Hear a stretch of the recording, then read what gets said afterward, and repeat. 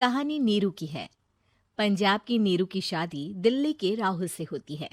दिल्ली कितना बड़ा शहर है ना, लेकिन आप लोगों का घर तो बहुत छोटा है। हमारे पंजाब में तो ये बड़े बड़े घर होते हैं कि मजा ही आ जाता है। कोई बात नहीं नीरू, मैं भी तुम्हारे लिए बहुत बड़ा मकान बनाऊंगा बहुत जल्दी। नीरू के पिता जहाँ पंजाब के जाने माने व्यापारी थे, वहीं उसका पति राहुल दिल्ली में एक सिंपल नौकरी करता था। माँ, यहाँ तो घी मक्खन इतना महंगा है कि क्या बताऊं। मैं तो तरस ही जाती हूँ घी खाने के लिए।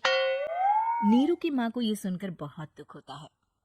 मेरी बेटी को घी नसीब नहीं हो रहा है और ये बहू यहाँ बैठकर घी में शक्कर डाल रही है। देख वनीता, मैं साफ कह रही हूँ, इस घर में जितना घी आएगा उतना ही मेरी बेटी के घर दिल्ली भी जाएगा। अरे, ये क्या बात होती है माँ जी? बेटी का उतना ही करो जो अच्छा लगे। अब क्या मायके से घी और मक्खन तक की सप्लाई करोगी आप? हाँ, मेरी बेटी किसी चीज को तरसे मुझसे बर्दाश्त नहीं होता। अब क्या था, नीरू के मायके में 2 किलो घी आता तो 2 किलो दिल्ली जाता नीरू के पास। एक दिन, माँ, बड़ी गर्मी पड़ती है दिल्ली में। इस घर में तो एक ही एसी है और वो भी ड्राइंग रूम में। सारा परिवार एक ही कमरे में सोता है। हाँ बेटा, वो तो हर घर की कहानी है। यहाँ भी एक ही एसी है। अरे बिल इतना आता है कि क्या बोलूं। तभी वहां राकेश आ जाता है। माँ, थोड़ी देर में यहाँ कुछ प्लम्बर आएंगे मेरे कमरे में एसी लगाने। जरा ध्यान से लगवा देना ना माँ। ओए, ऐसे कैसे तेरे कमरे में एसी लगेगा? हाँ हाँ राकेश, एक बार बात तो कर लेता।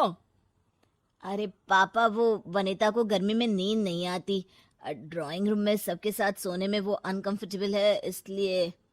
अरे पूरे परिवार के साथ वहां तेरी बहन नीरू भी तो सोती है। वो नहीं हो रही क्या अनकंफर्टेबल? समझ रहा है ना?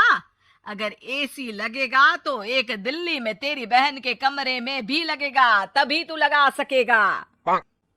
राकेश वनिता को सारी बात बताता है। वनिता करती भी क्या, मन मार कर बैठ जाती है। माँ, ये लोग ठीक नहीं है, क्या करूं मैं?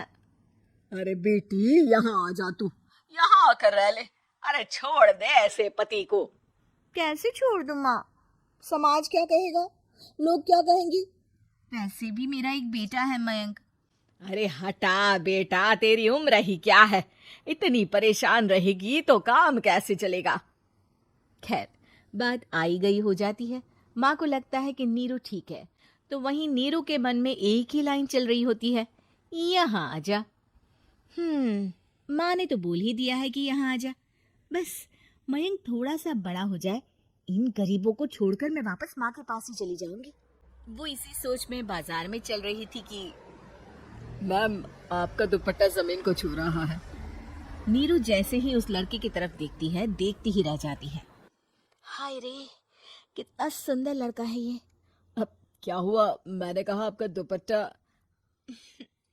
तो खुद ही उठा कर दे दो ना। लड़का समझ जाता है कि नीरू उस पर फिदा हो चुकी है। वो उससे उसका नंबर लेकर चला जाता है। अब क्या था, नीरू और रोहित में लगातार बातें होने लगती है। मैं हरियाणा का रहने वाला हूँ, यहाँ एक बड़ी कंपनी का मैनेजर हूँ। अच्छा, और कितने बच्चे हैं तुम्हारे? बच्चे? अरे मेरी तो शादी भी नहीं हुई है। तुम बताओ, शादी करोगी? नीरू शर्मा जाती है। लेकिन मैं तो पहले से ही शादीशुदा हूँ। मुझे फर्क नहीं पड़ता, बस तुम शादी कर लो, भाग चलते हैं। बहुत पैसे वाला हूँ मैं, हमेशा खुश रखूंगा तुम्हें। नीरू रोहित से मिलकर सारा प्लान बना लेती है और फिर एक दिन घर से भाग जाती है। दोनों शादी कर लेते हैं। शादी के बाद, क्या बात है नीरू, तुम्हें परेशान सा देखता हूँ, सब ठीक तो है ना? हाँ हाँ, सब ठीक है।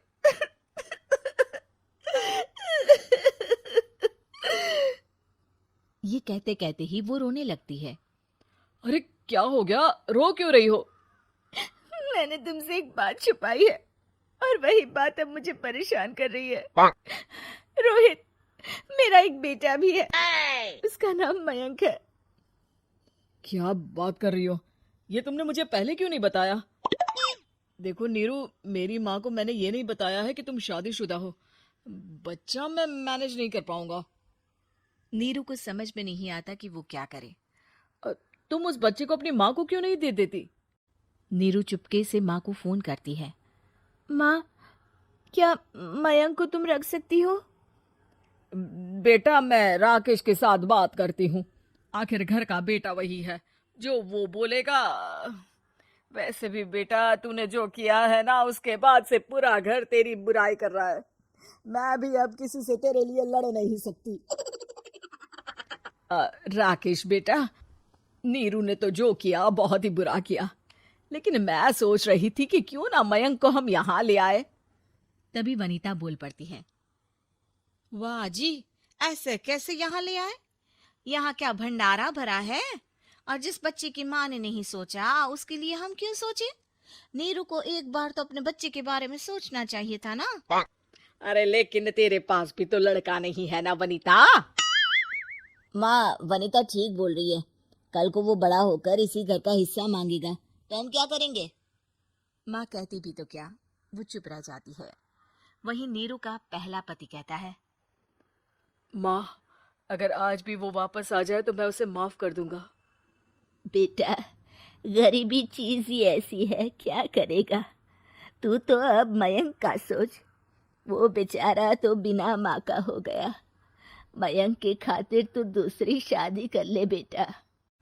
लोगों के लाख समझाने के बाद नीरू के पहले पति की शादी रिद्धि से हो जाती है, जिसके पहले पति से 2 बच्चे होते हैं। देखो जी, मैंने शादी सिर्फ बच्चे के खातिर की है। मैंने भी शादी सिर्फ बच्चों के खातिर की है। वहीं नीरू के दूसरे पति के मन में ये बात घर कर जाती है कि नीरू एक मासूम बच्चे को उसके खातिर छोड़ कर आई है। अब देखो नीरू, मुझे लगता है कि जो औरत अपनी कोख का बच्चा छोड़ सकती है, वो तो कुछ भी कर सकती है। कल को तुम्हें मुझसे अच्छा कोई मिल गया तो तुम तो मुझे भी बाय बाय कर दोगी ना। नीरू को अब उसका दूसरा पति ताने देना शुरू कर देता है। तंग आकर नीरू उसके यहाँ से भागकर अपने पहले पति के पास चली जाती है, लेकिन ससुराल में क्या लेने आई है नीरू, मयंक को? नहीं नहीं सासू माँ, मुझसे गलती हो गई, मुझे माफ कर दीजिए। नीरू, अब वक्त खत्म हो गया है, मेरी शादी हो चुकी है। तो छोड़ दो ना उसे, हमारा बच्चा है। मैं आपको अपनी माँ नहीं मानता। मेरी नहीं मान तो बात अच्छी है। नीरू मयंक की बात सुनकर समझ जाती है कि उसके पास अब न आसमान रहा ना ही जमीन।